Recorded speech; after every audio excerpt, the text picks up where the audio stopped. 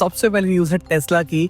तो टेस्ला का board plan कर रहा है एलॉन मस्क को एज अ सीईओ निकालने के लिए। बाकी अडानी ग्रुप की बात करके चले जो $10 बिलियन की चिप डील थी इजराइल टार सेमीकंडक्टर के साथ में, उसको फिलहाल के लिए पॉज कर दिया गया है। बाकी अगर हम ब्लिंकिट की बात करके चले तो फाइनली वो इन्वेंट्री मॉडल के ऊपर स्विच हो गया है। बाकी जोमेटो का जो प्रॉफिट है वो 78% घटता हुआ दिखाई दिया है, 39 करोड़ के ऊपर पहुंच गया Q4 के अंदर। बाकी जोमेटो वालों ने 15 मिनट फूड डिलीवरी वाला जो उनका सिस्टम था क्विक के नाम से, उसको रोक दिया है फिलहाल के लिए। बाकी गवर्नमेंट की बात करके चले तो 10 मिनट एयरटेल सिम डिलीवरी जो हो रही थी ब्लिंकिट के थ्रू, उसको रोक दिया है। बाकी अगर हम इंडियन गवर्नमेंट की बात करके चले तो उन्होंने बोला चाइनीज कंपनीज भी PLI स्कीम में अप्लाई कर सकती है। बाकी एथर के IPO की बात करके चले तो फाइनली वो 1.43x सब्सक्राइब हो गया है फाइनल डे के अंदर। बाकी ओला इलेक्ट्रिक की बात करके चले तो उन्होंने अपनी बाइक की डिलीवरी को रोक दिया है। बाकी TVS सबसे आगे निकल गया है टू व्हीलर